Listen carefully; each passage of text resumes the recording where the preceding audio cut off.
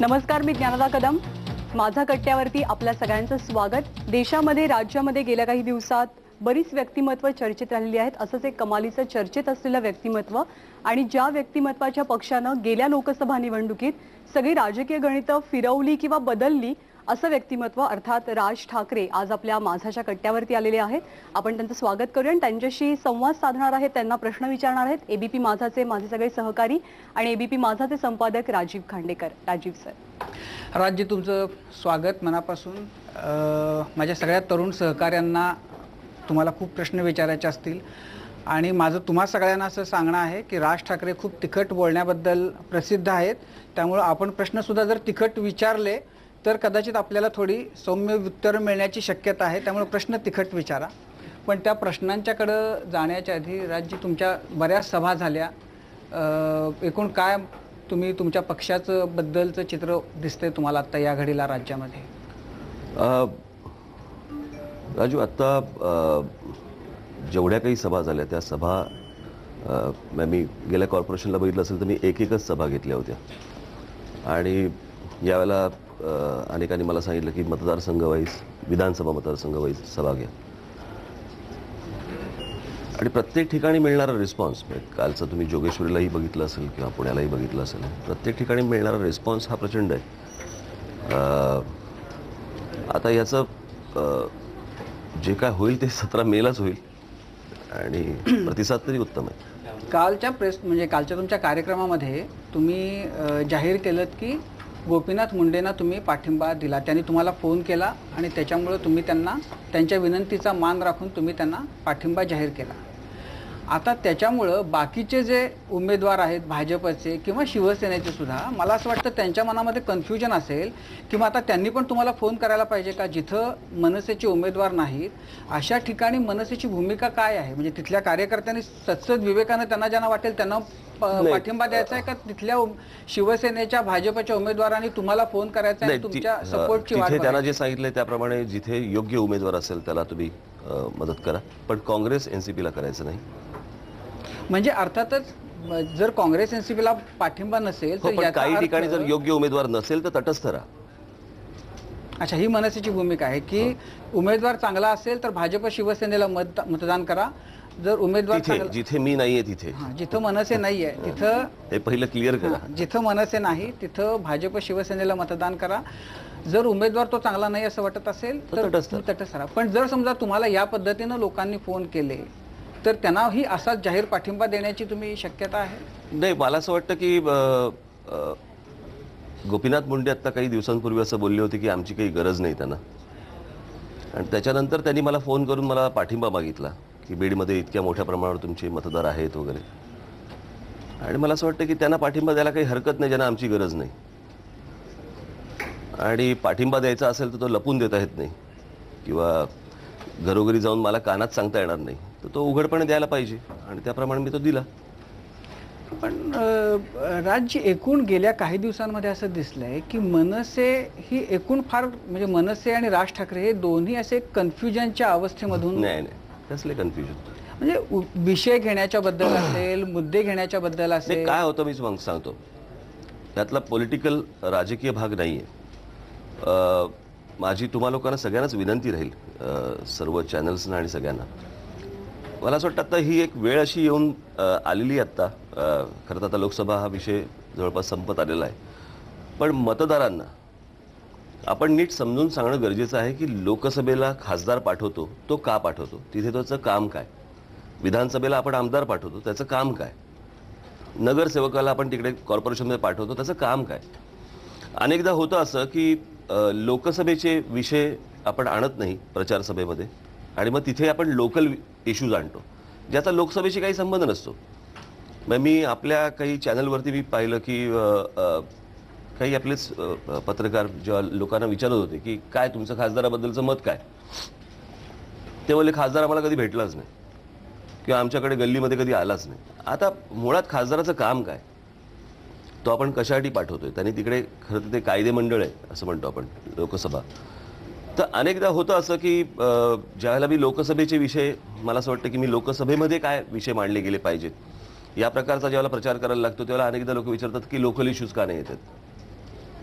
So आता मी कुठे सांगत बसायचं की लोकल इश्यूजचा हा विषय नाही आहे, की मी आता उदाहरणार्थ मी समजा आत्ताच्या प्रचार सभेमध्ये बोललो की अजित पवारांचा 70,000 कोटीचा सिंचन घोटाळा, तर त्याचा लोकसभेशी काही संबंध नाही आहे.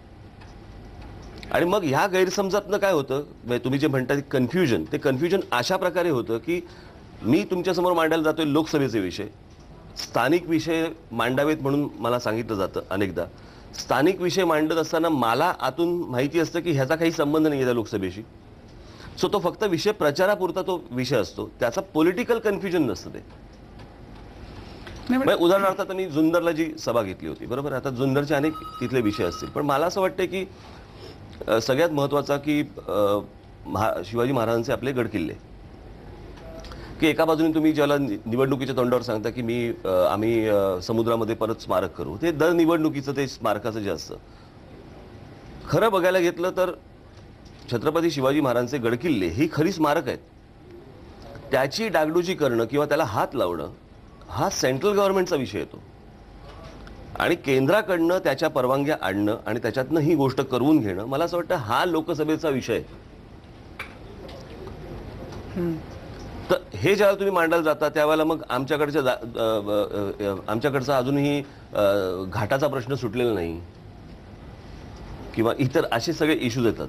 सो एवढ्या पुरताचा विषय येतो. नाही, पण मला म्हणजे बाकी सगळ्या मुलांना खूप प्रश्न विचारायचे असेल, मी एक प्रश्न विचारतो आणि मग तुमच्याकडे येतो. असं आहे की तुम्ही आता काल सुद्धा सभेमध्ये बोलताना मी NDA मध्ये आम्ही सरकारमध्ये सामील होणार नाही वगैरे अशा प्रकारची तुम्ही भूमिका मांडली. मुळामध्ये मनसेसारख्या पक्षाला, म्हणजे जो मनसे आम्ही आपचे बाप आहोत असं म्हणत होता, त्या मनसेला महाराष्ट्रामध्ये सर्वच्या सर्व 48 जागी आपले उमेदवार का उभे करता आले? याचं कारण असं आहे की मी 48 जागी उभे करू शकलो असतो, परंतु मला असं वाटतं की आपण ज्यावेळेला मतदान होतं, म्हणजे रिझल्ट ज्यावेळेला येतात त्यावेळेला आपण सगळ्यात महत्त्वाची गोष्ट बघतो, रिझल्ट काय आला. मी जर 48 ठिकाणी उमेदवार उभे केले, मला जर समजा फोकस नाही करता आलं, मला जर समजा कॉन्सन्ट्रेट नाही करता आलं, आज 8 वर्षाचा पक्ष आहे हा, बरोबर आहे, त्यांनी किती उभे केले त्या उभ्या करण्याला काय अर्थ नसतो. म्हणजे 48 उभे केले तर मी जिंकलो असं होतंय का? तर नाही. नाही, पण 48 उभे केले तर तुमचं त्या ठिकाणचं तुमचा पक्षाचा जो कार्यकर्ता नाही, तो असतो, कार्यकर्ता असतोच ना, तो असा कन्फ्यूज होत नसतो. मला आत्ता या क्षणाला मला रिझल्ट द्यायचा आहे आणि रिझल्टसाठी मला कमीत कमी जागा लढवणं हे गरजेचं होतं आणि फोकस करणं मला आवश्यक होतं. आत्ता जर समजा मी निवडणुका 48 ठिकाणी लढवल्या असत्या, मला तिथे जाणंही कठीण झालं असतं, उद्या मी गेलो नसतो तर मग आतून काहीतरी अंडरस्टँडिंग झालंय असंही चर्चा झाली असती. अशा विविध गोष्टी असतात त्या सगळ्याला. आपण जर बघितलं असेल की गेल्या निवडणुकीला 2009च्या तेव्हा पण मी 11 जागा लढवल्या होत्या, आत्ताही मी 10 जागा लढवतोय. पण मला फक्त यातनं एकच करायचं होतं की मला कॉन्सन्ट्रेट करायचं होतं, फोकस करायचं होतं आणि त्याच्यातनं मला रिझल्ट द्यायचा आहे, एवढी फक्त गोष्ट होती. जागा किती लढवतो याला काय महत्व नव्हतं. राजसाहेब ही विचारणार. पण मग असं होतं का की लोकसभेसाठी तेवढी तयारीच नव्हती 48 मतदारसंघांसाठी, काही संबंध नाही. आणि मग विधानसभेसाठी लढवणार ना सगळ्या? हो. राज सर, ज्या पद्धतीनं तुम्ही म्हटलात की लोकसभेला वेगळ्या मुद्द्यांकडून आपण लढलं पाहिजे, देशामध्ये नरेंद्र मोदीच्या नावाने लोकसभा लढली गेली आणि देशभर मोदींचा फिवर होता, पण राज्यात एक वेगळ्या पद्धतीनं मुद्दे आले. सगळ्यात महत्त्वाचा मुद्दा या निवडणुकीत गाजला म्हणजे तेलकट वडे आणि चिकनचं सूप. तर एक देश पातळीवर आपण लढतो आणि देश पातळीवर लढत असताना अशा प्रकारचे घरचे मुद्दे असं नेहमी म्हणतात की आपण घरच्यासाठी केलंच पाहिजे, आई वडिलांसाठी आपण करतो, ते काय आपण जाहीरपणे सांगत नाही. हिंदीत एक म्हण आहे की जो बताते है वो जताते नाही. तर तुम्हाला असं का वाटलं की या निवडणुकीत आपण हा मुद्दा टाकला पाहिजे आणि हा मुद्दा मांडला पाहिजे, चिकनचं मला असं सूप आणि वाटतं तेलकट वडे? की मी मानतो की तुम्ही पत्रकार आहात, हो, अर्थातच. त्याच्यामुळे तुम्हाला बाकीच्या पण बातम्या माहिती असतील हो. या सगळ्या गोष्टींच्या, की हे कशातनं आलं. बरोबर आहे. तुमच्या जर लक्षात असेल तर मी थोडी त्याची पार्श्वभूमी जरा आपल्याला सांगतो की बाळासाहेबांचं निधन झाल्यानंतर मला असं वाटतं मी त्याच्या अगोदर पण मी काही बोलत नव्हतो. बाळासाहेबांचं निधन झाल्यानंतर मला असं वाटतं मी जानेवारी किंवा फेब्रुवारीमध्ये मी महाराष्ट्राचा दौरा केला होता आणि एक 5-6 आम्ही सभा घेतल्या होत्या. कोल्हापूरला माझी पहिली सभा होती आणि त्याच्या अगोदर एक सामना दैनिकामध्ये उद्धव ठाकरेंची मुलाखत होती आणि त्याच्यामध्ये टाळीसाठी हात पुढे केला वगैरे. तेव्हाही मी नाव न घेता हा संपूर्ण विषय सांगितलं होतं की वर्तमानपत्रात या गोष्टींच्या चर्चा होत नसतात, एवढ्यापुरता तो विषय होता, तिथे मी तो थांबवला, पुढे मी तो कुठेही नेला नाही. तुमच्याकडे जर फुटेज असेल तर मला तुम्ही काढून दाखवावं की 31 मार्चला मी जेव्हा बोललो पुण्याला. तोपर्यंत ती सभा झाल्यापासून 31 मार्चपर्यंत म्हणजे जवळपास वर्ष सव्वा वर्ष मी कुठेही काहीही बोललेलो नाहीये. बरोबर आहे. मग मी 9 मार्चला माझ्या वर्धापन दिनाच्या दिवशी पण आपण लक्षात असेल की ज्या दिवशी मी बोललो की मी माझे खासदार निवडून आल्यानंतर मी नरेंद्र मोदींना पाठिंबा देतो, त्याच्यानंतर पण माझ्यावरती टीका होत होती, ह्यांना मुखवटे घेऊन फिरायची गरज आहे वगैरे वगैरे, तरी मी काही बोललो नाही. आता मी 31 तारखेच्या सभेमध्ये म्हणजे जे सगळं मध्ये प्रकरण झालं की नितीन गडकरी मला येऊन भेटून गेले, गोपीनाथ मुंडे भेटून गेले वगैरे वगैरे, ह्या सगळ्या बातम्या होत्या. बरोबर. मी जर माझी पहिली सभा घेत असेल तर लोकांमध्ये आपण म्हणाल्याप्रमाणे कन्फ्युजन जर समजा असेल की हे काय नक्की चाललंय हे सांगणं माझं काम होतं, ते मी सांगितलं. त्या दरम्यान तो विषय पण निघाला जेव्हा ते वर्तमानपत्रामधनं तो विषय जो काय टाळीबेळीचा विषय आला. आणि माननीय बाळासाहेब जेव्हा होते त्यावेळेला आम्ही बरोबरच होतो तिकडे या सगळ्याच्यामध्ये. सो असं काय घडलं की वर्तमानपत्रामधनं बोलायची वेळ आली, एक फोन उचलायचा होता आणि माझ्याशी बोलायचं होतं. घडलं असतं किंवा बिघडलं असतं, काहीतरी एक घडलं असतं म्हणजे काहीतरी एक झालं असतं, एवढंच मी बोललो. एक फोन उचलायचा आणि मला सांगायचं होतं. याच्यात काही टीका होती? बाळासाहेबांच्या पाठीत खंजीर खुपसणाऱ्यांशी आम्ही का बोलायचं, हे उत्तर आलं त्याच्यावरती. बरोबर. आता पुढे मला पाठीत खंजीर खुपसणे याच्यावरती गोष्ट बोलणं गरजेचं होतं.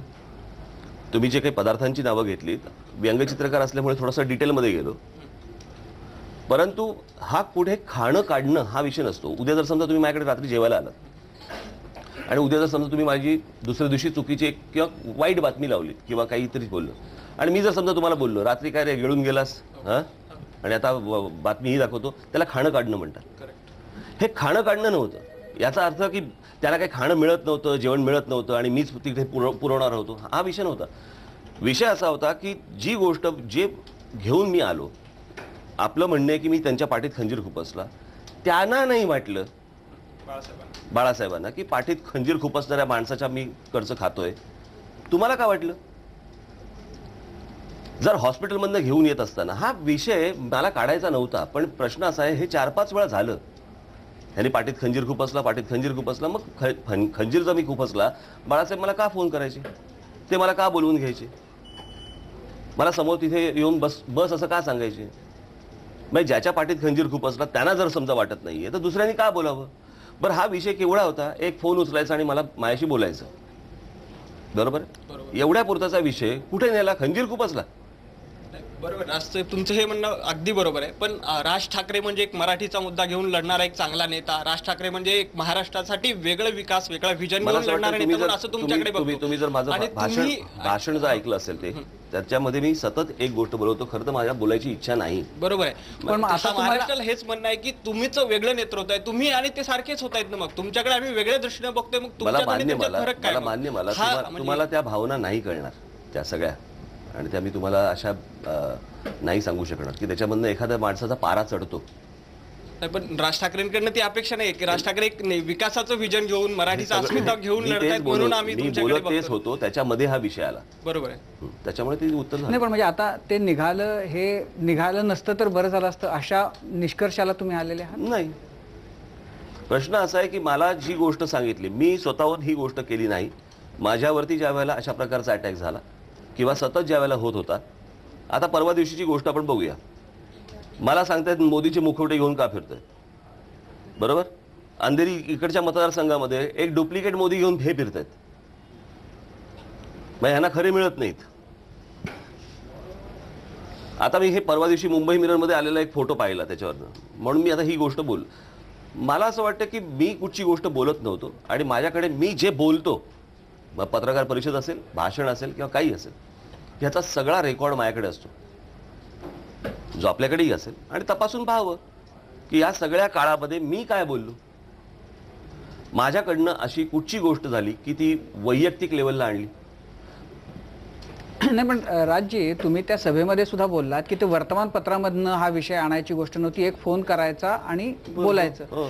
मुद्दा असा आहे की एरवी राजकारणामध्ये असलेले कोणतेही 2 पक्ष, 2 नेते अगदी एकमेकांच्या कितीही विरोधात असले तरी सुद्धा ते प्रसंगी फोन नाही पण असं आहे की की त्याच्यामध्ये मुंडेंनी वर्तमानपत्रातनं सांगितलं मला पाठिंबा द्या नाही म्हणून. पण ट्रॅक टू डिप्लोमसी वगैरे हा जो प्रकार असतो ज्याच्यामध्ये समजा त्याच्यातनं तुम्हाला एक हिंट देण्याचा प्रयत्न केला असेल तर त्याच्यामुळे इतकं तडकण्याचंही काही कारण नव्हतं. आता कसं असतं राजीव, आता मी पण तुम्हाला अनेकदा टेलिव्हिजनवरती तडकताना बघितलेलं आहे किंवा लोकांची इज्जत काढताना बघितलेलं आहे. त्यावेळेला आम्ही बोलू शकतो, हे टेलिव्हिजन माध्यमामधनं बोलण्यासारखी गोष्ट नाही. की ज्यावेळेला ते पोलिसाचं प्रकरण झालं होतं किंवा तुमच्यावरती ज्यावेळेला ते काय हा त्यावेळेला मला मी बघितलंय तुम्हाला टेलिव्हिजनवरती. मला असं वाटतं असं टेलिव्हिजनवरती कोण बोलत नाही. पण राजजी, सगळ्यांना हा एक प्रश्न पडलाय की त्या विधानातनं तुम्हाला नेमकं सुचवायचं काय होतं? कारण तुमच्यापर्यंत आलं असेल की त्यानंतर सोशल मीडियावरती कमालीची टीका झाली, म्हणजे तुमच्या विरोधात खूप काही बोललं गेलं, तर सुचवायचं नेमकं काय मी होतं? जे सांगितलं तेच. यातनं हा विषय खाणं पिण्याचा नव्हता. हा विषय होता की त्यांना जर नाही वाटलं की खंजीर खुपसणाऱ्याच्या हातचं खातोय तर दुसऱ्याला का वाटावं, एवढाच इश्यू होता. पण बाळासाहेबांची हेळसांड झाली त्यांच्या शेवटच्या दिवसात, असाही कुठेतरी संदेश नाही, मला- गेला की काय, असंही सगळीकडे चर्चा आता होती. तुम्ही अर्थ काढायचे म्हटल्यानंतर त्याचे काही अर्थ काढू शकता ना. राजसाहेब, पण प्रश्न हा उपस्थित होतो की मराठी जनता जी आहे, महाराष्ट्रातली जनता, तिने किती वर्ष हे भावनिक राजकारण बघायचंय दोन्ही पक्षांकडनं. आणि दुसरं म्हणजे हा प्रश्न सगळे म्हणजे जे नेते येतात ते सांगतात की राज आणि उद्धव दोन पक्ष एकत्र येणार का, हा प्रश्न आता त्या दोघांनी सोडवायचा. तर त्याबद्दल तुमचं काय उत्तर आहे? मला असं वाटतं की तुम्ही पण हा विषय आता सोडून द्या ना. तुम्ही कशाला गुंतलाय त्याच्यामध्ये मला कळत नाहीये. हे विषय तुम्हीच प्रश्न विचारता अनेकांना आणि त्यातनं चर्चेला ही सगळ्या गोष्टी सुरुवात करता. नाही एक स्वतंत्र पक्ष आहेत दोन्ही, त्यांचं राजकारण चालू आहे, ते करू देत ना त्यांना. तुम्ही प्रत्येक वेळेला हा विषय कशासाठी आणताय, दर निवडणुकीच्या वेळेला हा विषय कशासाठी आणताय? बाकी राजकीय नेते यांना बोलायचा काय अधिकार आहे? बरं, त्यांच्या पक्षात काय आलबेल आहे का? जेव्हा आम्हाला दोघांना भेटायचं असेल किंवा बोलायचं असेल त्याला आम्ही बोलू. तुम्हाला कसली चिंता लागली? राजसाहेब, नाही, त्याच्यामध्ये असं आहे की त्याच्यामध्ये महाराष्ट्रामधल्या असंख्य लोकांना असं वाटतं की आता ते निवडणुकीच्या निमित्तानं पुन्हा ते येते, ही गोष्ट खरी आहे. पण महाराष्ट्रामध्ये राहणाऱ्या असंख्य जणांना असं वाटतं की जर हे दोन नेते इतर जणांशी जर बोलू शकतात, इतर जणांशी, इतर पक्षांशी जर हात मिळवणी करू शकतात तर त्यांचं सगळं, त्यांची ध्येय धोरणांपासून सगळ्या गोष्टींमध्ये ते साधारण एकाच लाईनवरून जाणारे आहेत, ते का एक येत नाहीत. आणि जर ते एकत्र आले तर त्याचे खूप वेगळे परिणाम महाराष्ट्रामध्ये बघायला मिळतील. ह्या भावनेतनं लोक ते विचारत राहतात. मला मान्य, मला जेव्हा ही गोष्ट व्हायची त्यावेळेला घडेल ना. पण म्हणजे महाराष्ट्राच्या जनतेनं ह्याच्याबद्दल आशावादी राहावं का राहूच नाही, सोडून द्यावं? नाही, आता तरी तुम्ही सोडून द्या ना. ते तुम्ही ते आमच्यावर सोडा ना. मला असं वाटतं तुम्ही सतत कशाला प्रश्न विचारताय? कारण आम्हाला तुम्ही काय, मी त्याविषयी म्हटल्याप्रमाणे तुम्ही लोक म्हणजे काय त्या करण अर्जुन मधल्या राखी आहात का? मेरे करण अर्जुन कब आएंगे, कब आएंगे, कब आएंगे? कशासाठी? जेव्हा पुनर्जन्म होईल तेव्हा येतील लोक परत. राजसाहेब, तुम्ही स्वतःला महाराष्ट्राला अर्पण केलं, त्याला 7-8 वर्ष झाली. त्यानंतरच्या काळामध्ये असा टेम्पो होता की तुम्ही एक कणखर विरोधी पक्ष म्हणून मनसे काम करेल. तुम्ही मतदारांच्या अपेक्षा वाढवून ठेवल्या, त्या अपेक्षा पूर्ण झाल्यात असं तुम्हाला वाटतं का? त्याच्यामध्ये अपयश आलं आहे तुम्हाला? का अपयश कसं होईल ना? 5 वर्षाचा कालखंड हा. 5 वर्ष तुम्ही बाकीच्या 100 वर्ष दिली. तो मला 5 वर्षात विचारताय? त्यांनी स्वप्न तशी दाखवली नाही, तुमच्याकडे अपेक्षा जास्त होत्या. स्वप्न दाखवली नाहीत. तुमच्याकडे अपेक्षा जास्त होत्या. ज्या कालखंडात तुम्ही आलात, विरोधी पक्षाची पोकळी होती खूप प्रश्न मोठी. अपेक्षा दाखवणं किंवा मी अपेक्षा दाखवणं नाही, मी बोलत होतो. अपेक्षा असणं हे मी काही चुकीचं मानत नाहीये, पण ते पूर्ण करायला तुम्हालाही, मला असं वाटतं की राज्याचं राजकारण कसं चालतं आणि काय चालतं आपल्याला कल्पना आहे. आणि मी ही गोष्ट सतत सांगत आलो. मला असं वाटतं ऑक्टोबरमध्ये आता विधानसभेच्या निवडणुका आहेत, त्या अपेक्षा जर मला पूर्ण करायच्या असतील तर मला असं वाटतं तुम्ही देखील तशी साथ देणं गरजेचं आहे. पण सीट तर काही येऊ शकत नाही तुमचे इतके की तुम्ही जसं म्हणता की माझ्या हातात सत्ता द्या, ते होणं तर कठीण आहे. पूर्ण तुमच्या हातात सत्ता कधी येईल हे कुणीही सांगू शकत नाही आत्ताच्या आघाडीच्या काळामध्ये. मग तुम्ही जी स्वप्न दाखवली आहे, ते काम माझं मला करू देत ना. मला, मी आणि जनता बघून घेईन ना, लोक आम्ही बघून घेऊ. नाही, पण तो प्रश्न असा आहे की तुमच्याकडनं ज्या अपेक्षा होत्या आणि तुम्ही जे स्वप्न दाखवलं होतं त्या स्वप्नांची पूर्तता करण्यामध्ये तुम्ही कितपत समाधानी आहात तुमच्या आहेच ना. परफॉर्मन्सच्या? या सगळ्या याच्यामध्ये आता मला सांगा, टप्प्याटप्प्याने जर समजा आपण बघितलं, आज केंद्रामध्ये ममता बॅनर्जी या रेल्वे मंत्री होत्या, बरोबर आहे. जे आजपर्यंत कधी घडलं नाही ते ममता बॅनर्जींना मान्य करावं लागलं माझ्या आंदोलनानंतर, माझ्या पत्रव्यवहारानंतर, की याच्या पुढे रेल्वेच्या परीक्षा या रिजनल लँग्वेजमध्ये होतील. आता जे घडलं ते आपण विसरून गेलोय. बरोबर. स्थानिक मुलांना त्या त्या राज्यांमध्ये रेल्वेमध्ये त्यांना सामावून घेतलं जाईल हे ममता बॅनर्जींनी मान्य केलं. हे माझ्या आंदोलनानंतर मान्य केलं, जे अगोदर कधीही मान्य झालं नव्हतं आणि त्याच्यासाठी लोंढे इकडे येत होते. आज जर सरसकट जर समजा तुम्ही बघितलं तर मुंबईमध्ये, ठाण्यामध्ये, पुण्यामध्ये, नाशिकमध्ये अनेक ठिकाणी शहरांमध्ये तुम्हाला मराठी पाट्या दिसतात. याच्या अगोदर आंदोलन झाली किंवा त्याच्यावरती काय डांबर फासलं जायचं. माझ्या आंदोलनानंतर तुम्हाला अनेक ठिकाणी ही तुम्हाला मराठी पाट्या झालेल्या दिसल्या. असं नाहीये की मी कुठची आंदोलनं केली आणि काहीतरी नुसते फक्त तुम्हाला स्वप्न दाखवले आणि काहीतरी करतोय, अशातला भाग नाहीये. मी माझं काम करतोय, मी जे करतोय ते प्रामाणिकपणे करतोय. काही गोष्टींना वेळ लागतो, काही गोष्टी पटकन होतात. राजसाहेब, नाशिकमध्ये तुमचे 3 आमदार आहेत आणि 40 नगरसेवक आहेत, तरीही तुम्ही काही काम मनसेकडनं काम केलं जात नाही असा आरोप होतोय. याबद्दल तुमचं काय? ते या कसं आहे, पहिली आपण एक गोष्ट लक्षात घेतली पाहिजे की तुम्ही अगोदरच्या लोकांचा बॅकलॉग किंवा त्यांनी करून ठेवलेली कर्ज ही फेडण्यात महानगरपालिकेला किती वेळ जातोय हे आपण पहिलं पाहणं गरजेचं आहे. नंबर 2, मी तुम्हाला कामांची यादी पाठवून देतो, कोणती कामं झाली ती. 3, आत्ता मला असं वाटतं 2.5 वर्ष पूर्ण व्हायला येतील. आत्ता म्हणजे 2.5 वर्ष, बरोबर आहे, अजून झालेली पण नाही आहेत त्याला, आता ती होतील, बरोबर. मला तुम्ही जर समजा ती गोष्ट 5 वर्षासाठी दिलेली आहे, हे प्रश्न मला तुम्ही 5 वर्षांनी विचारा, तुम्ही काय केलं. पण राजसाहेब, आता जे महापालिकेत नाशिकमध्ये महानगरपालिकेमध्ये त्याच्यामध्ये महानगरपालिकेचं उत्पन्न आणि मला करायची असलेली कामं याचं काय म्हणतो पण ताळमेळ जमत नसल्यामुळे मला बाहेरून इन्व्हेस्टमेंट आणायला लागते. लाईक गोदा पार्कला मी जे बाहेरून जे पैसे आणले ज्याच्यातनं महानगरपालिकेचे पैसे वाचले.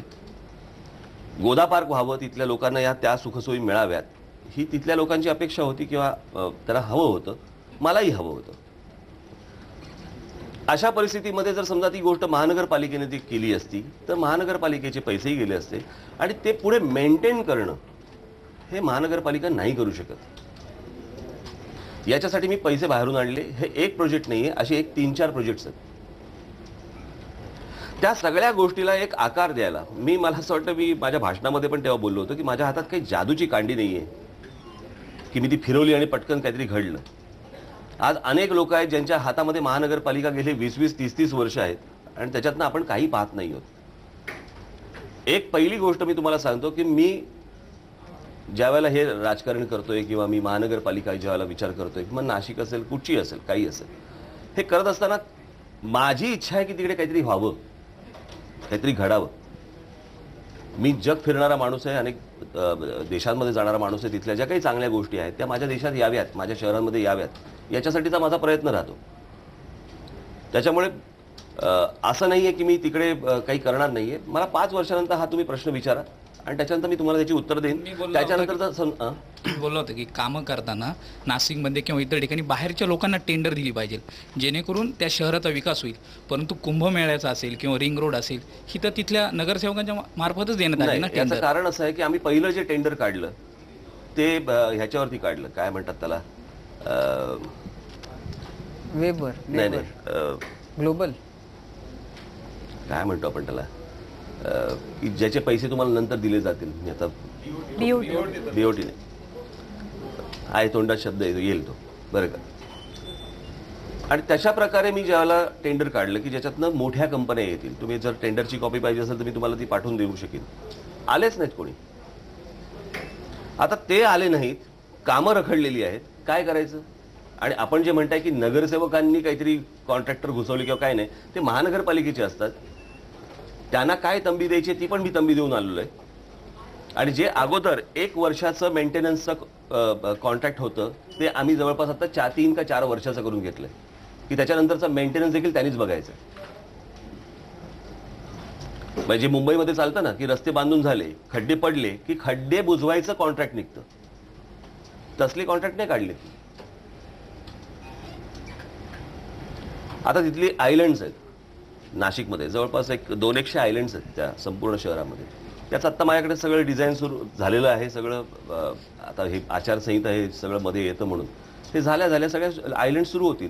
रस्त्यांची कामं सुरू आहेत, आयलँडची कामं सुरू आहेत, पाण्याची सिडकोमधल्या पाण्याच्या पाईपलाईनचा विषय आहे तो सुरू आहे.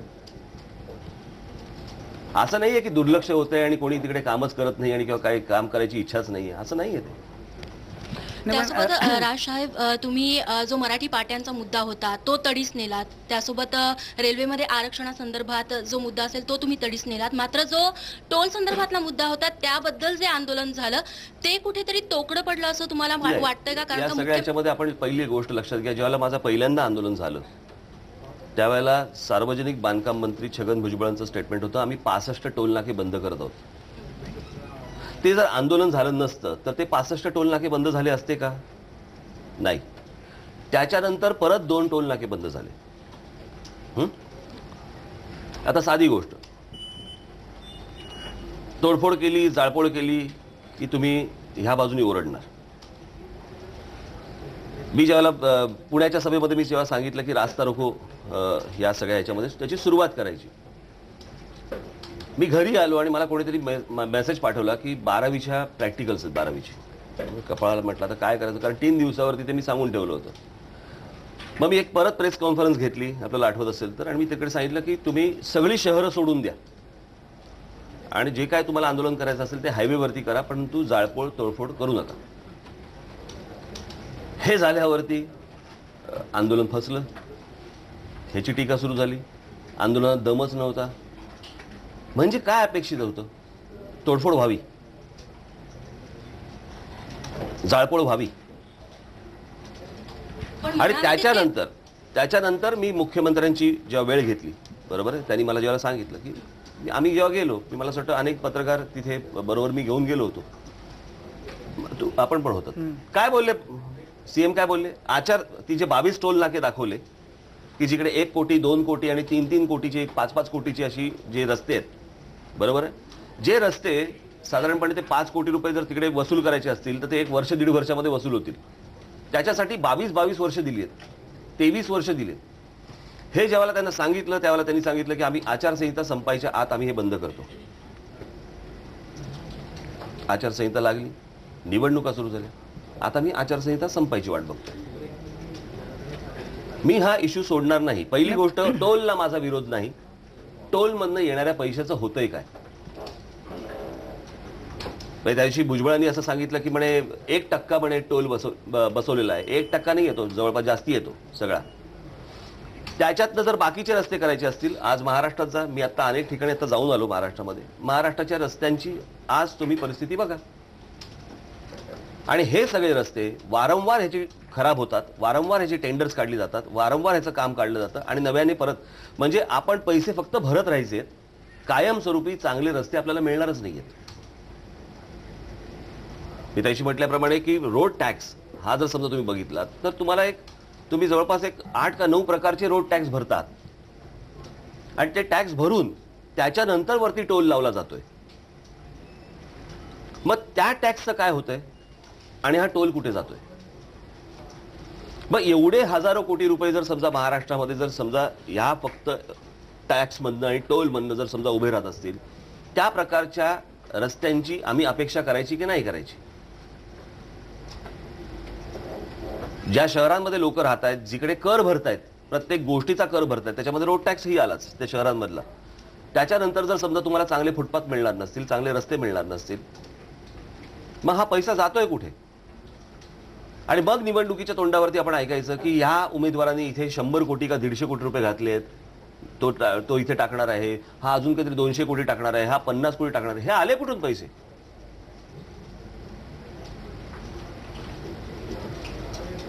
हे याच सगळ्या गोष्टींमधनं उभे राहतात पैसे. म्हणजे यांचा निवडणूक फंड आपण भरत राहायचा का प्रत्येक टोल नाक्यावरती? बाकी कोणी बोलत नाही, त्यांना तुम्ही प्रश्न विचारत नाही, आणि मी आंदोलन करतो तर मला विचारता तुम्ही फसलं का म्हणून, किंवा कुठे तोकडं पडलं का म्हणून. मग आता निवडणुका संपल्यानंतर तुमच्या आंदोलनाची दिशा काय असणार आहे? तुम्ही खळखटाकचा मार्ग अवलंबणार की पुन्हा एकदा मुख्यमंत्र्यांशी या मुद्द्यावर वादळ दिशा सांगत नसतं. नक्कीच म्हणजे मग तुम्ही आंदोलन करणार? आपल्याला बऱ्याच मुद्द्यांवरती बोलायचं, पण एक छोटासा ब्रेक घेतोय. बघत रहा माझा कट्टा.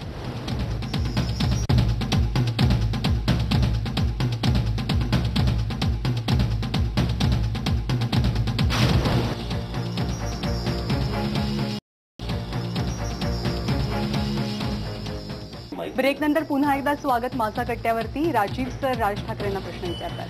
नाही, राज्यात तर तुम्ही मराठी पाट्यांच्या बद्दल बोललात, एकूण रेल्वेमधल्या मराठी मुलांना किंवा स्थानिकांना नोकऱ्या मिळण्याच्या बद्दल बोललात, पण एकूण तुम्हाला असं वाटत नाही का की गेल्या काही काळामध्ये म्हणजे एक मराठीचा मुद्दा होता जो मराठी माणसाला तर तो कायमचा त्याच्या जिव्हाळ्याचा मुद्दा आहे, पण त्या विषयाचं पुढं घेऊन जाणं जे आहे ते अंतिमतः फक्त एखाद्या पक्षाच्या हातामध्ये राहत नाही. तो जेव्हा सगळा समाज किंवा लोक त्या विषयाशी संबंधित जे आहेत ते जोपर्यंत येत नाहीत तोपर्यंत तो विषय एका टप्प्याच्या नंतर पुढे जाऊ शकत नाही. आता उदाहरणार्थ मराठीचा जर विषय घेतला तर मुंबईतल्या मराठी माणसानं मराठीत बोललं पाहिजे, मराठी गोष्टींसाठी आग्रह धरला पाहिजे, असं सगळ्यांनी केलं तर तो विषय पुढे जाऊ शकतो. हा एक भाग झाला.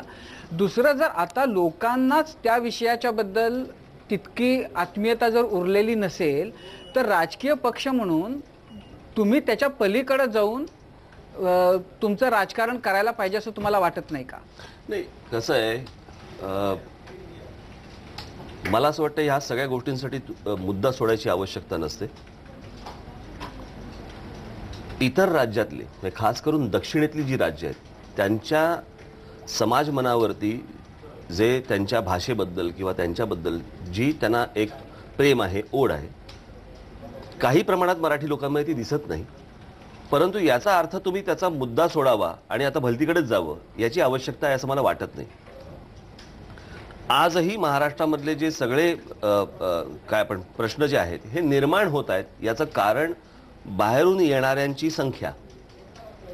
ही जर समजा आपण याचा विचारच नाही केला आणि प्रत्येक वेळेला मला गरज नाही वाटत की निवडणुकांचा हा मुद्दा असला पाहिजे, हा आपला सतत बोलला गेला पाहिजे, सतत या गोष्टी सांगितल्या गेल्या पाहिजेत. आता मी असं अनेकदा पोलीस कमिशनरांना जाऊन भेटत असतो किंवा अनेक पोलीस अधिकाऱ्यांना भेटत असतो आणि मी त्यांना हे सगळं दाखवत असतो, सांगत असतो.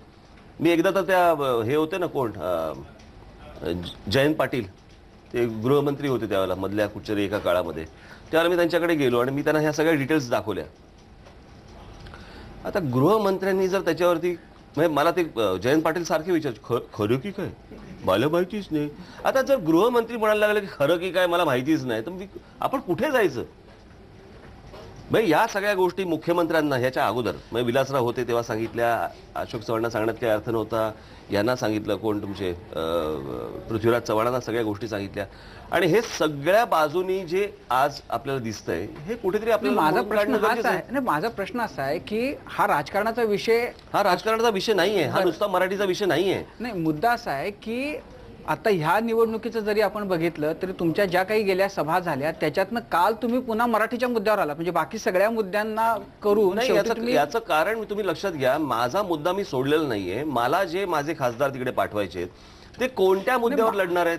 नाही, माझा प्रश्न असा आहे की आम आदमी पार्टीनं एक वेगळ्या प्रकारचं मॉडेल, एक वेगळ्या प्रकारचा विचार नाही, पण असं आहे की ते सगळ्या म्हणजे हे असे जे भावनिक मुद्दे आहेत त्याच्या पलीकडे जमचं केलं आणि त्यांनी दिल्लीमध्ये ते यश मिळवलं. आता त्याच्यातले चांगले किती वाईट किती ह्याच्यातला पण वाईट जो भाग आहे तो समजा जरी सोडून दिला तरी सुद्धा आम आदमी पार्टीला ती पार्टी आपले वाटणारे जे लोक आहेत ती स्पेस जी आहे ती मनसेच्याकडे नक्कीच होती किंवा आहे, तर ती कॅश करण्याचा प्रयत्न करत. दिल्ली शहर काय, दिल्ली जे काय शहर म्हणजे तेच राज्य आहे, कळलं का?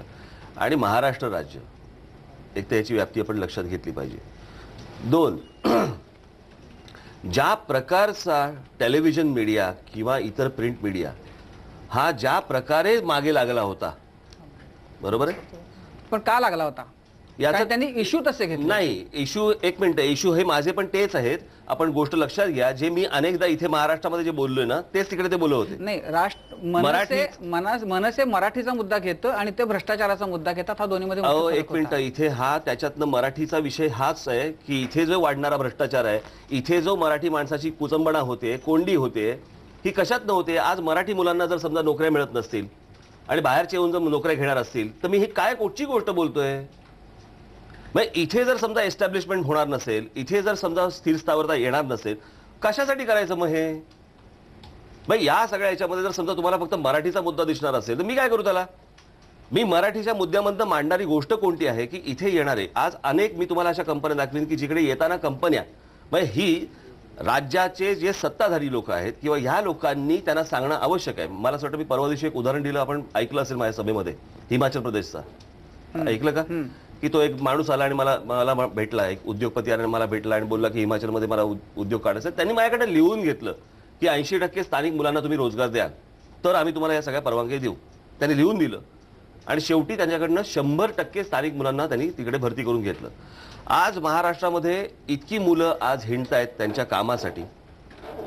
हे जे सगळं शहरांवरती जे प्रेशर येत आहे, मी कालच्या एका माझ्या मुलाखतीत मी सांगितलं की नरेंद्र मोदी उद्या जर पंतप्रधान झाले तर त्यांनी अख्ख्या देशाकडे लक्ष द्यायची गरज नाहीये, फक्त उत्तर प्रदेश, बिहार आणि झारखंडकडे लक्ष दिलं आणि त्याचा जर गुजरात केला तर आमची ओझी कमी होतील. आता या सगळ्या ह्याच्यामध्ये नरेंद्र मोदी ज्याला बोलतात की काय गुजरात अस्मिता, बरोबर आहे. आता या गुजरात अस्मिता बरोबर इतरही डेव्हलपमेंट होतेच ना. माझं तेच म्हणणं आहे, ही मराठी अस्मिता आणि त्या मराठी अस्मितेबरोबर त्या येणाऱ्या सगळ्या गोष्टींमध्ये ही आपली मराठी लोक असली तिकडे पाहिजेत. आता हे मुद्दा मी काढल्यानंतर जर मला तुम्हीच लोक मराठी जर शिव्या देणार असाल किंवा मलाच जर प्रश्न विचारणार असाल, काय करायचं? तामिळनाडूमध्ये समजा तुम्ही कुठे गेलात ना, त्यांचे लोक प्रश्न नाही विचारत त्यांना. नाही, माझा प्रश्न एवढाच आहे की मराठीचा मुद्दा घेऊन जेव्हा आपण म्हणजे मराठी त्या सगळ्या प्रश्नांच्या गाभ्यामध्ये कुठेतरी आपण जर गोष्ट लक्षात आली असेल तर एक मी आपल्याला फक्त आठवण करून देतो, जुनी गोष्ट की माननीय बाळासाहेबांना एकदा हा प्रश्न विचारला होता की तुम्ही मराठी करता करता हिंदुत्वाकडे गेलात, बरोबर. तर तेव्हा त्यांनी असं सांगितलं होतं की मराठी करून मतं मिळत नाहीत, हिंदुत्वाकडे गेल्यावरती मला मतदान झालं, बरोबर. हे त्यांच्या काही इंटरव्ह्यूजमध्ये वगैरे पण त्यांनी सांगितलं होतं.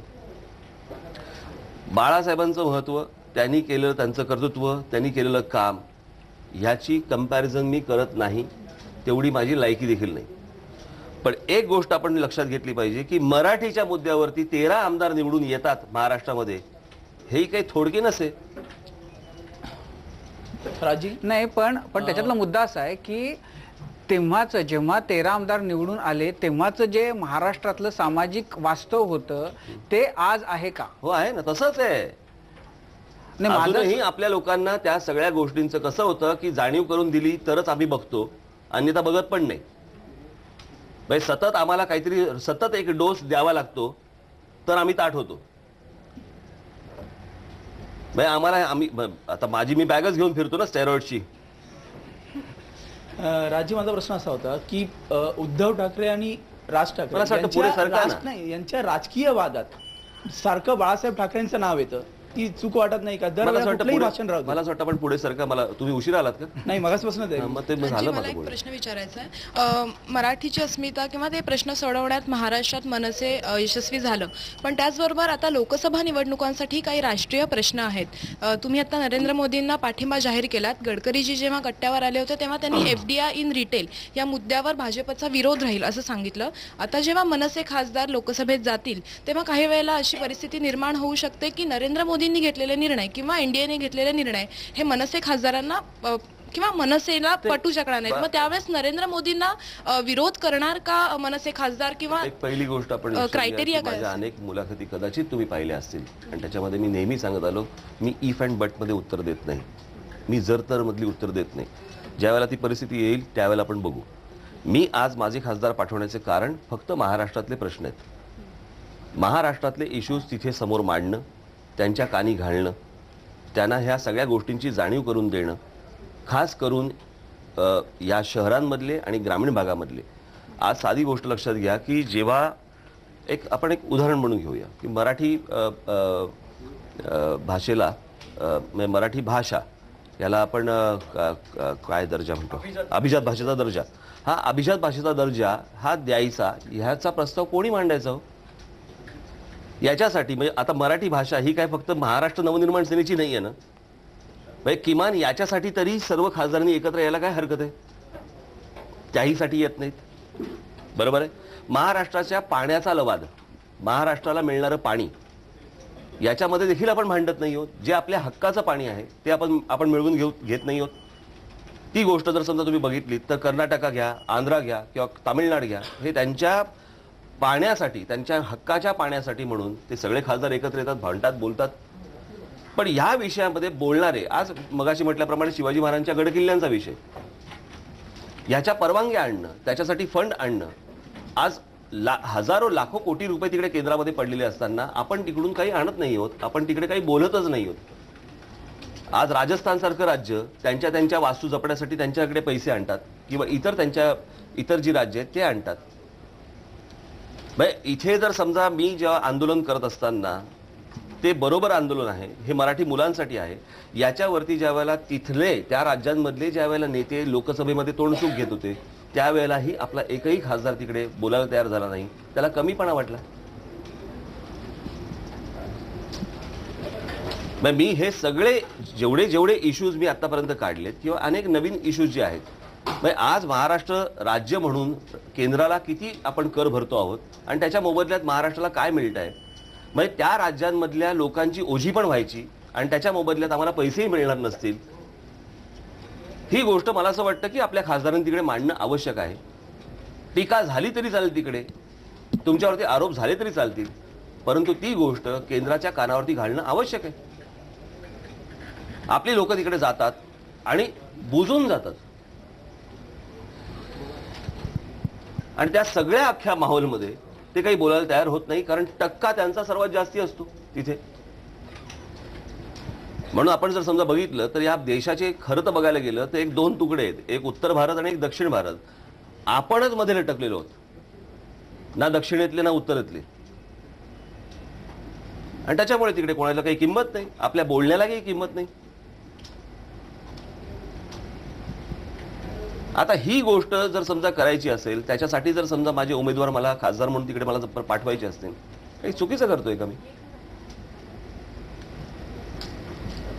राजसाहेब, मनसेने एक भावनिक किंवा मराठीच्या पलीकडे जाऊन राजकारण करण्याचा जेव्हा विषय निघतो, तेव्हा आम्हाला अपेक्षा आहेत की तुम्ही ब्ल्यू प्रिंटबद्दल 2009च्या निवडणुकीत बोलत होता. ऑगस्टला येईल विधानसभा निवडणुकीत, ऑगस्ट. आणि आत्ताच जे तुम्ही सगळे मुद्दे सांगत होते किंवा सगळे प्रश्न सांगत होतात, तर हेच मुद्दे तुमचे आमदार विधानसभेत का प्रभावीपणे मांडत नाहीत? मांडलेत ना मी तुम्हाला. सगळ्या आतापर्यंत माझ्या आमदारांनी कोणकोणते विषय मांडलेत हे मी ह्याची तुम्हाला यादी पाठवून देत.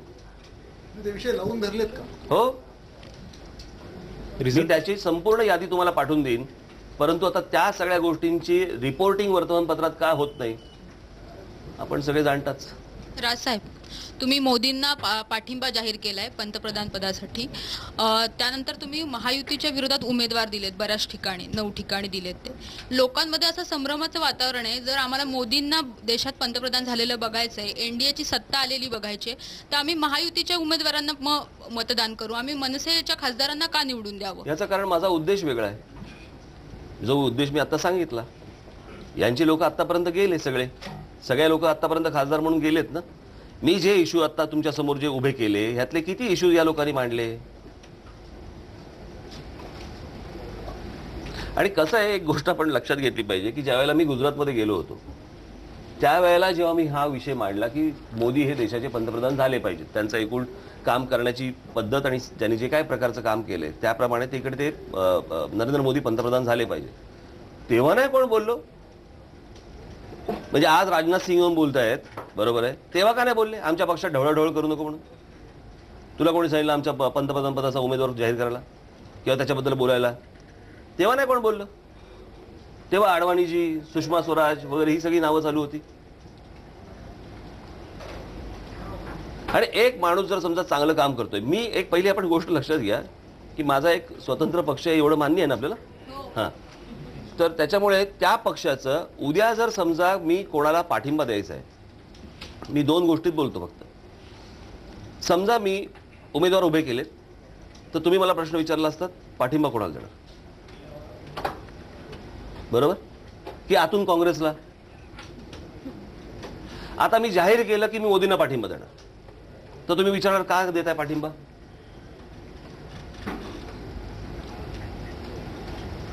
काय माहिती, तुम्ही दोन्ही बाजूनी बोलणार आहात का?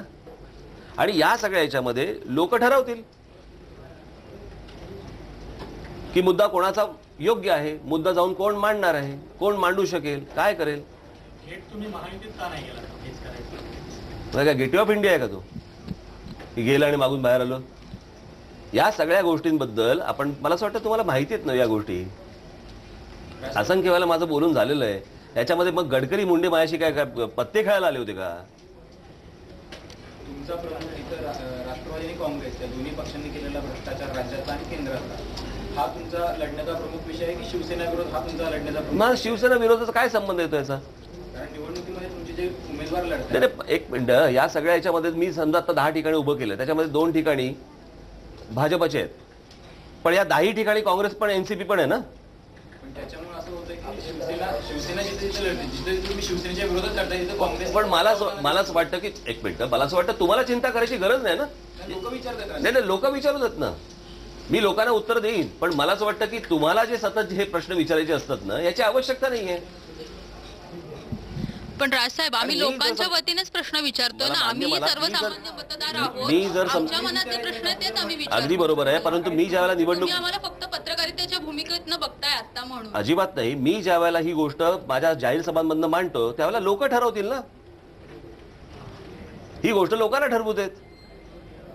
मी प्रत्येक निवडणुकीला ज्यावेळेला मी माझे उमेदवार उभे करतो त्यावेळेला तुम्ही हाच का प्रश्न विचारता? मला असं वाटतं आवश्यकता नाही ना या गोष्टींची.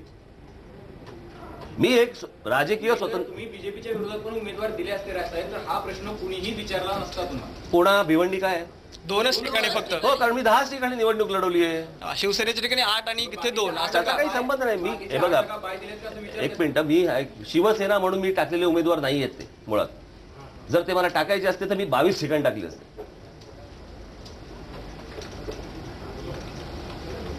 आणि सर्व ठिकाणी माझ्याकडे आता उमेदवार आहेत ज्यांना मी शांत बसा म्हणून सांगितलं. मला जर डिस्टर्बच करायचं असतं तर मी सगळ्या ठिकाणी केलं असतं ना. मग मी 10 ठिकाणी कशाला केलं असतं की 10 ठिकाणी केल्यानंतर सगळं डिस्टर्ब होणार आहे? असं नसतं. मी एक राजकीय पक्ष म्हणून मी ज्यावेळेला एक उमेदवार आहे, मी ज्यावेळेला जाहीर करतो त्यावेळेला काय कोणाला डॅमेज करणं, मी निवडून येण्यासाठी. हे बघा, तुम्हाला काय वाटतं की मला काय बाकीच्यांनी सांगितलं नाही का? एकच मिनिट, मला बाकीच्यांनी सांगितलं नाही का? माझ्याकडे धनंजय मुंडे येऊन गेले होते, आठवतं तुम्हाला? उमेदवार उभा करा. मी काय सांगितलं? करणार नाही. असे माझ्याकडे अनेक लोक येऊन गेले की इथे उमेदवार उभे करा म्हणून. म्हटलं करणार नाही. मी कोणाला तरी निवडून आणण्यासाठी किंवा कोणाला तरी पाडण्यासाठी मी माझी निवडणूक लढवत नाही. सो मला असं वाटतं आपण पहिली एक गोष्ट समजून घ्या की मी ज्यावेळेला निवडणूक लढवतो त्यावेळेला मी माझे उमेदवार म्हणून मी तिकडे टाकत असतो. हे कोणाला तरी पाडण्यासाठी, कोणाला तरी निवडून आणण्यासाठी असं करत नसतो. आता साधी गोष्ट, ठाण्याला ज्यावेळेला महापौर पदासाठी ज्यावेळेला पाहिजे होतं त्यावेळेला मी मतदान केलं ना. ते मी काँग्रेसला पण करू शकलो असतो तिकडे.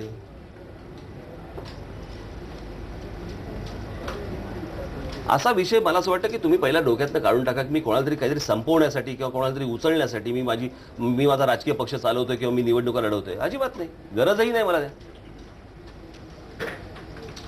पण म्हणजे मनसेचा प्रमुख अरे हा, दिसलाच नाही तुम्ही. मनसेचा प्रमुख प्रतिस्पर्धी मग काँग्रेस राष्ट्रवादीलाच मानायचा? अर्थातच. तुम्हाला हे विधानसभेलाही कळेल. आपल्या जर लक्षात आलं असेल तर गेल्या माझ्या ज्या काही 5-6 सभा झाल्या महाराष्ट्रामध्ये, बरोबर आहे, त्या सभांचा फोकस, टार्गेट काय होतं मला जरा सांगा. कुठे शिवसेना होती, कुठे भाजप होतं?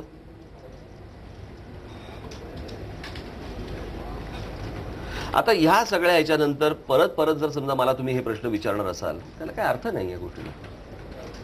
तुम्ही जे 10 उमेदवार आता उभे केले ते 5 वर्षाच्या याच्यानंतरही आता तुमच्या काळखंडानंतरही तुमचा पक्ष फक्त शहरं आणि निमशहरापुरता मर्यादित राहिला असं वाटतं? मला आताच 8 वर्ष झालेली आहेत या पक्षाला. तुम्ही बाकीच्या पक्षांप्रमाणे माझा विचार करू नका. असं तुमच्याकडे अपेक्षा जास्त म्हणून नका ठेवू. राजसाहेब, अजून एक प्रश्न असा आहे की तुम्ही आता अनेक भाषणामध्ये उल्लेख करताना असं नेहमी सांगितलं की प्रत्येक खासदाराला लोकसभेचे प्रश्न काय आहेत माहीत असले पाहिजे. ही विधानसभेची निवडणूक नाही किंवा महापालिकेची निवडणूक नाही असं तुम्ही जाहीरपणे सगळ्या भाषणात सांगितलं. पण तुम्हाला आठवत असेल तर पुण्यात तुमची पहिली सभा घेतली होती तेव्हा तुमचेच उमेदवार दीपक पायगुडे यांचं भाषण तुम्ही ऐकलं का नाही मला माहीत नाही, पण आम्ही इथे सगळ्यांनी बसून ऐकलं. दीपक पायगुडेंची जी भाषणाची मुद्दे होती ती अशी होती की महापालिकेमध्ये कचऱ्याचा प्रश्न सोडवणार, ट्रॅफिकचा प्रश्न सोडवणार आणि अशा प्रकारचे तुमचे जर एकच मिनिट प्रश्न पूर्ण करतो. तुमचेच खासदार अशा प्रकारचा होणारे खासदार जर अशा प्रकारचं कन्फ्यूज असतील तर मग लोकांनी कशी मतं द्यायची त्यांना. आणि अजून एक मुद्दा की मधल्या काळात तुम्ही एक परीक्षा घेतली होती, तुम्हाला आठवत असेल तर महापालिकेचे जेव्हा उमेदवार ठरवत होतात तेव्हा तुम्ही एक टेस्ट घेतली होती सगळ्या यांची उमेदवारांची आणि त्यातनं तुम्ही उमेदवार निवडले होते. तर असा प्रयोग लोकसभेला करावा असं तुम्हाला वाटला नाही का आणि भविष्यात विधानसभेत तुम्ही कराल का असा प्रयोग? बघू तेव्हाच तेव्हा. या प्रश्नाचं उत्तर काय? तेव्हाचं तेव्हा. नाही आधीच्या प्रश्नाचं पायगुडेंच्या बाबतीत. आता मला माहित नाही तो काय बोलला ते मला काही कल्पना तुम्ही नाही. जर ऐकलं भाषण तर परंतु उद्या तिकडे जेव्हा हे जातील तेव्हा माझा अजेंडा घेऊन जातील, त्यांचा अजेंडा घेऊन नाही जाणार. परंतु आता ते उमेदवार सक्षम नाहीत असं लोकांपर्यंत जातं ना या सगळ्यामधून. त्यांचं बाकीचे असे काय मोठे फार मोठे नाही बाकीचे सोडा, तुमच्याकडे लोक मी जे बोलतो मला असं वाटतं मी जी भाषणं करतो किंवा मी जे मुद्दे मांडतो लोक त्याला मतदान करत असतात. पण तिथला उमेदवार पण सक्षम असला पाहिजे. त्याचं मी बघीन ना. राजी, सर्वसामान्य मराठी माणसाला की कुठल्याही माणसाला राज ठाकरे निवडणुकीला उभे राहणार का, कुठल्याही निवडणुकीला उभे राहणार का, किंवा फक्त पक्ष रिमोट कंट्रोलने चालवणार?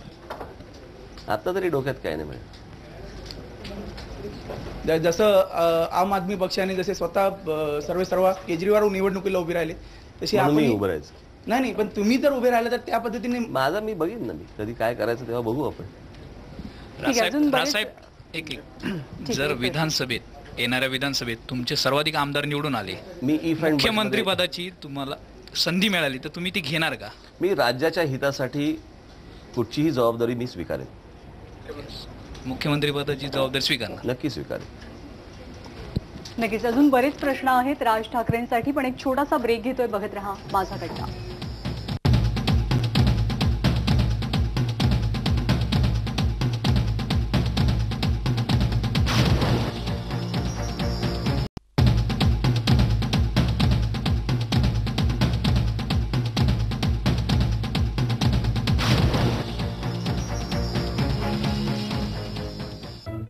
ब्रेक नंतर पुन्हा एकदा स्वागत आपल्या सगळ्यांचं माझा कट्टामध्ये. राज ठाकरे आपल्या कट्ट्यावरती. राजी, एक प्रश्न विचारायचा. नारायण राणे आमच्या कट्ट्यावरती आलेले तेव्हा त्यांनी असं कबूल केलं, या हसण्यामागे काय होतं नंतर विचारते, त्यांनी असं कबूल केलं की त्यांच्या स्वभावाला त्यांना काँग्रेसमध्ये मुरड घालावी लागते.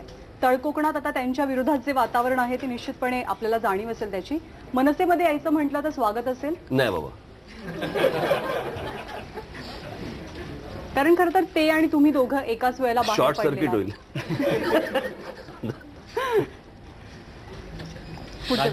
मनसेची स्थापना झाल्यानंतर पवारांनी असं एक विधान केलं होतं की पक्ष चालवण्यासाठी सकाळी लवकर उठावं लागतं. आणि गेल्या काही दिवसांपूर्वीच त्यांनी परत एक विधान केलं होतं की उद्धव ठाकरेंना पक्ष हा महाराष्ट्रामध्ये मिळाला आणि राज ठाकरे हे कष्टानं पक्ष चालवत आहेत. तर पवारांच्या ह्या बदलत्या भूमिकेबद्दलची तुमची मतं काय आहेत? तुम्ही खरोखरच बदल आहेत पक्ष स्थापन झाल्यापासून? काय ते कोण ठरवणार ना? मला असं वाटतं काय होतं की या सगळ्या याच्यामध्ये आपण मला मी त्या मागे मी ते अजित पवार बद्दल बोललो होतो मी ते सकाळी, तर मला ते वाक्य बोलायला लावू नका. पण मी काय काम करतो, मी कसं काम करतो, मी पक्ष कशा प्रकारे वाढवतोय, मला असं वाटतं एवढ्या पुरतं आपण बघितलेलं जास्ती बरं असतं. फार डिटेलमध्ये जायची आवश्यकता नसते. आता मी विचारतो का की NCP हा पक्ष चालवायला किती पैसे लागतात आणि कुठून येतात, त्याच्यासाठी जागरण किती करायला लागतं, असं नाही होत ना. आणि पवार साहेबांचं कसं आहे आता, नाही पण मला एक कळलं नाही की ते तुमचं कौतुक करतात तर तुम्हाला ते नकोसं का वाटतं? भीती वाटते. ते जर समजा त्यांनी जर टीका केली तर ती आनंदाने स्वीकारावी, आणि जर त्यांनी जर समजा तुमची स्तुती केली तर तुम्हाला भीती वाटावी. आणि कुणी स्तुती केली तर चांगली मानावी? तुम्ही. राजसाहेब, बाळासाहेब हे तुमच्यासाठी दैवत आहे. तुम्ही वारंवार बोलता, संपूर्ण महाराष्ट्राला माहिती आहे ते. आणि बाळासाहेबांचं निधन झाल्यानंतर त्यांचं एक भव्य स्मारक व्हावं अशी इच्छा मनोहर जोशी यांनी व्यक्त केली होती. त्यानंतर स्मृतीस्थळ बांधलं घेतलं. तुम्हाला असं वाटतंय का की एखादं उचित त्यांच्यासाठी स्मारक भव्य उभारलं जावं आणि त्यासाठी तुम्ही स्वतः काही प्रयत्न करणार आहात का? कोणाचंही स्मारक, कोणाचे, हे लोक उपयोगी असावं.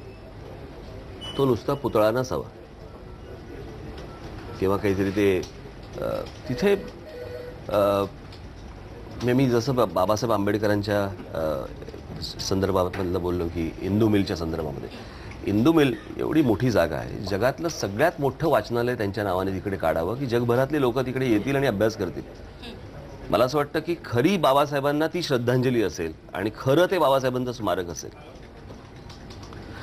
लोकांना कोणत्या प्रकारच्या गोष्टी उपयोगी पडतील असं ती गोष्ट ते स्मारक असावं ना.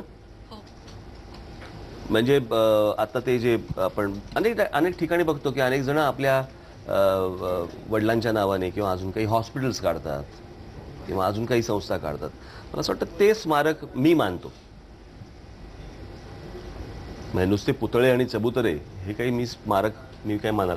पण तुम्ही स्वतः काही प्रयत्न करणार आहात का अशा पद्धतीचं एखादं स्मृतीस्थळ किंवा स्मारक बांधण्यासाठी? परत मला विचारतील तुम्हाला कोणी दिला अधिकार, तुला कोणी सांगितलं करायला? आवडेल मला करायला.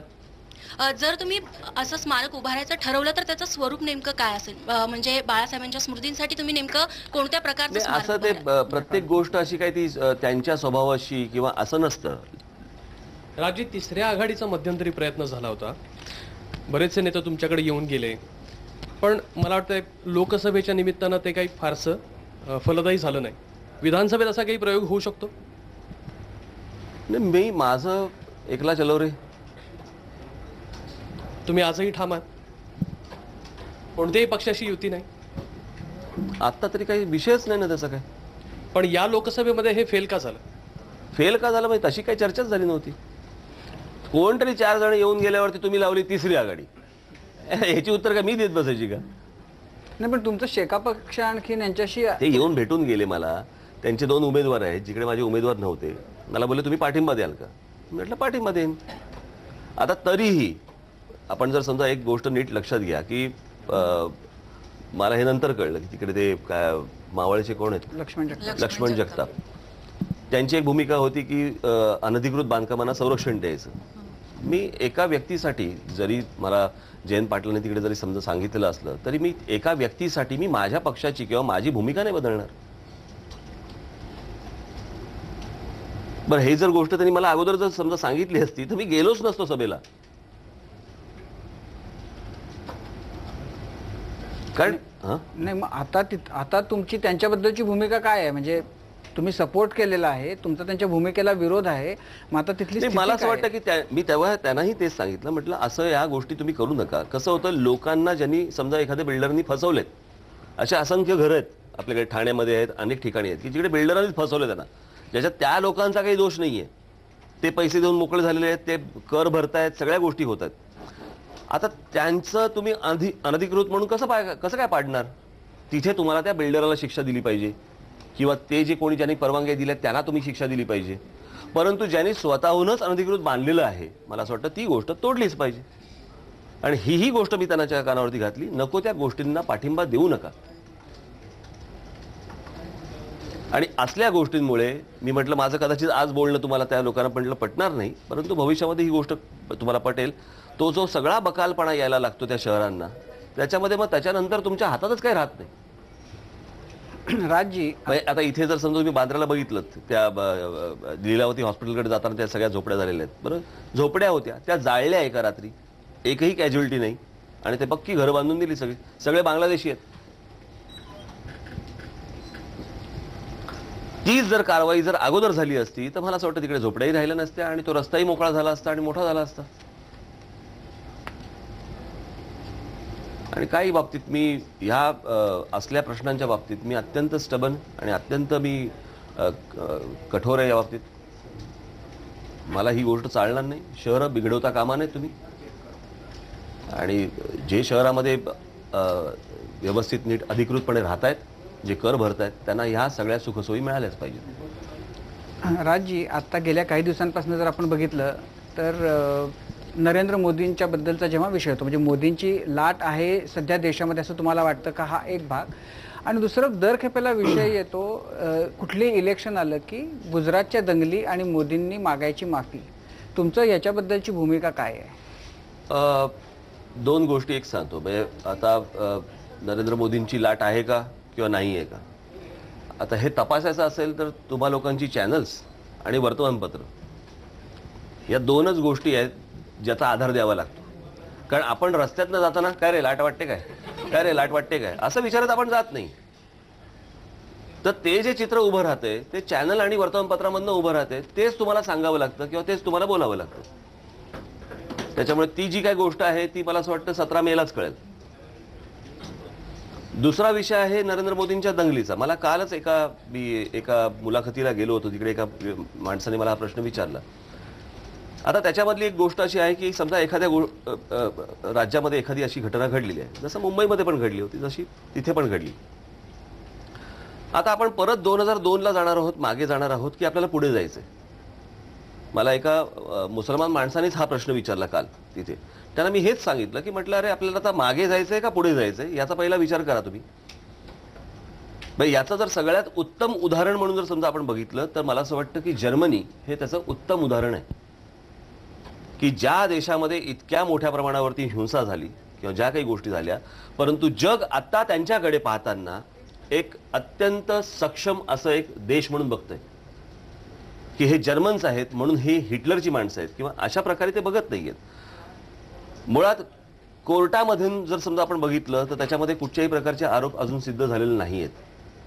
ती एक दंगल आहे. आणि गुजरातमध्ये जर समजा आपण आठवत असेल तर लहानपणापासून आपण ही गोष्ट बघत आलो की अहमदाबाद, सुरत आणि ह्या सगळ्या भागामध्ये इथे दंगलीला नेतृत्व लागत नाही. इथे दंगली होतच राहतात, पूर्वीपासून होत आलेले आहेत आतापर्यंत. आता अशा परिस्थितीमध्ये मला असं वाटतं जर समजा आपण राज्य म्हणून, देश म्हणून जर समजा पुढे जायचं असेल तर काही गोष्टी तुम्हाला, मागच्या गोष्टींचे दरवाजे तुम्हाला बंद करायला लागतील तर तुम्ही पुढे जाऊ शकाल, अन्यथा तुम्हाला पुढे जाता येणार नाही.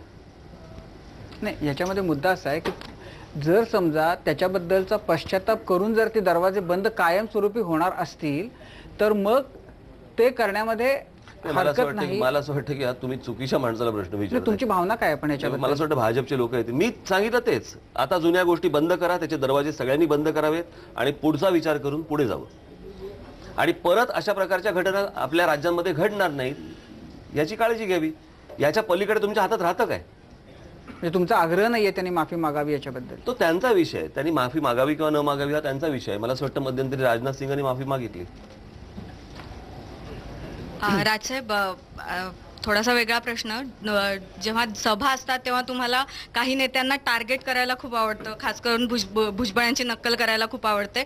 सध्या तुमच्या टार्गेटवर रामदास आठवले आहेत का? काय केलं मी? नाही, म्हणजे त्यांच्यावर जास्त टीका होते, त्यांच्या नकला होतात. कधी केलं? सभांमध्ये कधी केले मी? नाही, प्रत्येक ज्या सभेत आहेत त्यांच्या कवितांवर आणि या सगळ्यावर. मुळात तुम्हाला कुठला नेता आवडतो नक्कल करायला किंवा काय अशा पद्धतीने? असं नाहीये, मी कुठे रामदास आठवलेंची नक्कल केली. एक मला असं वाटतं त्या महाराष्ट्राचा लालू म्हटलं, महाराष्ट्राचा लालू असं त्यांना म्हटलं. हा बस, एका कुठेतरी सभेमध्ये म्हटलं असेल मी. असं म्हणून मी काय प्रत्येक सभेमध्ये मी त्यांनाच घेतो असलेला भाग पण नाही. ह्याची प्रॅक्टिस करता म्हणजे मिमिक्री नकला करण्याची का काय? राजी, थोडासा यालाच धरून पण वेगळा प्रश्न आहे आणि हा प्रश्न मनसे अध्यक्ष राज ठाकरेंना नाहीये तर व्यंगचित्रकार राज ठाकरेंना आहे. निवडणुका आल्या की बऱ्याचशा घटना घडत असतात, सभांमध्ये वक्तव्य होत असतात आणि प्रचाराचे वेगवेगळे फंडे असतात आणि ह्याच्यातनं व्यंगचित्रकार गोष्टी शोधत असतो.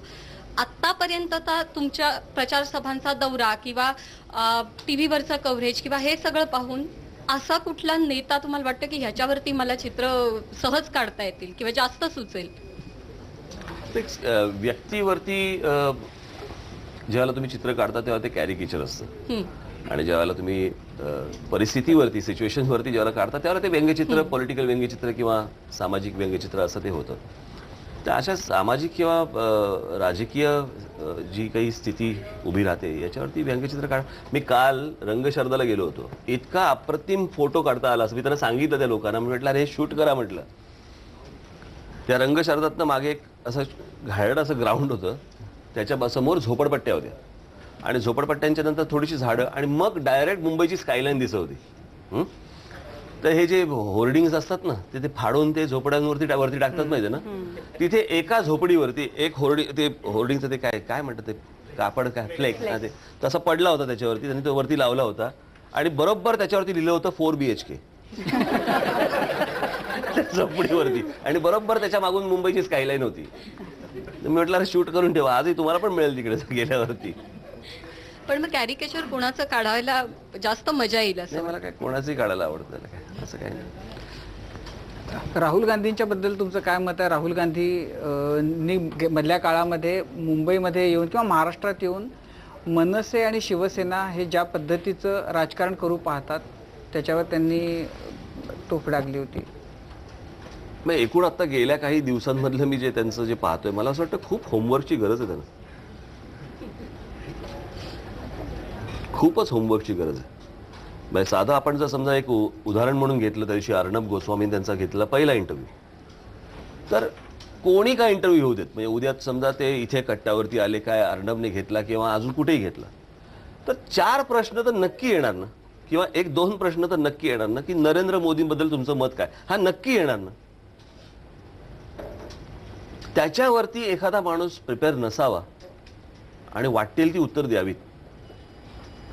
आता जर समजा तुम्हाला मुलाखतीला जर समजा हा प्रॉब्लेम असेल आणि आपण म्हणत असू की माझ्या हातात देश द्या, तर मग जरा गोंधळाचं वातावरण आहे. सो मला असं वाटतं होमवर्कची आवश्यकता आहे आणि काही जुन्या काही गोष्टींबद्दल त्यांनी अभ्यास करणं आवश्यक आहे. आणि मोदींनी अभ्यास करायला, इतिहासाची खास करून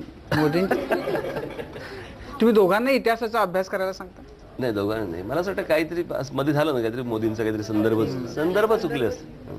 तसं काल एक आलं होतं ना म्हणून गुजरात मधल्या पाठ्यपुस्तकांमध्ये काहीतरी शिवाजी महाराजांचा जन्म 1603 आणि दादोजी कोंडदेव त्यांचे आजोबा होते. राजी, तुम्ही सर्व नेत्यांच्या नकला करतात, म्हणजे असं नाही करत आहे बाबा मी. ऐका प्रश्न आहे, हा गुण तुमचा लहानपणापासून अंगभूत गुण आहेत का? आणि तुम्ही लहानपणी कधी बाळासाहेबांची नक्कल भाड्याने घेतला? तुम्ही कधी लहानपणी बाळासाहेबांची नक्कल केली होती का त्यांच्या समोर? त्यांची कौतुकाची थाप वगैरे कधी पडली? असं नाही करत रे बाबा मी भाषण करताना त्यावेळेला जे सुचलं ते करतो. असं पण मस्त करता, म्हणजे एक सर्टिफिकेट आपण करून पाठवून देऊ. म्हणजे तुमचं भाषण खास त्यासाठी बघणारे अनेक जण आहेत महाराष्ट्रात की आज कोणाची नक्कल होणार आहे. मी रोज काय करत नाही असं, त्यावेळेला तशी परिस्थिती असते, तसा विषय निघतो म्हणून त्यावेळेला ती गोष्ट होते.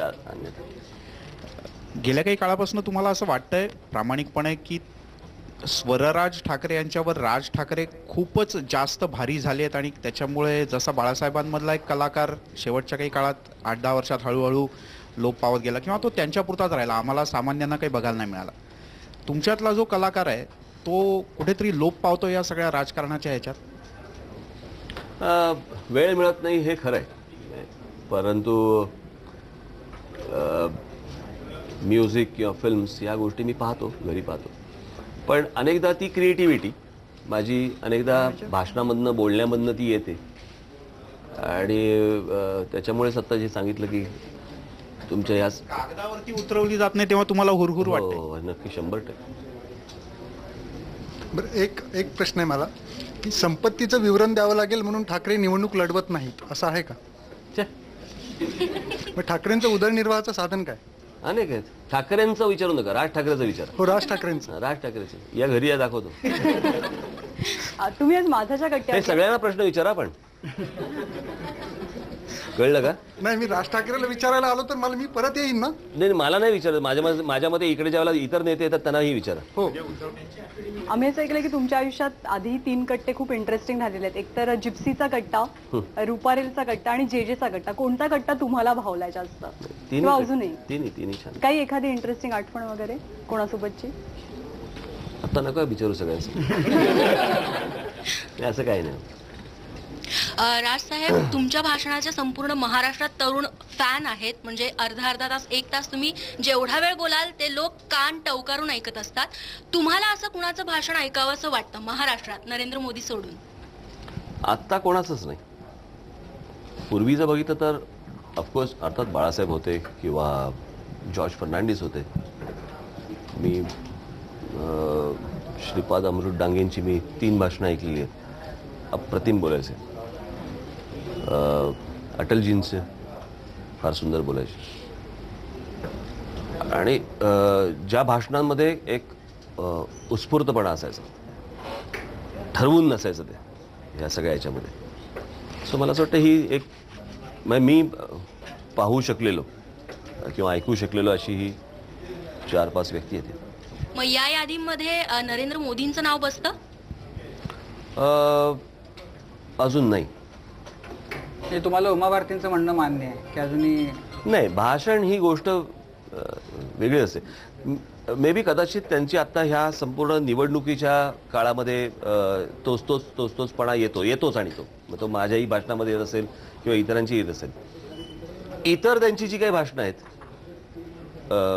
एक 2-4 जर समजा तुम्ही भाषणं आहेत, त्या 2-4 भाषणामध्ये एक उत्स्फूर्तपणा होता जे मी ऐकलं होतं ते.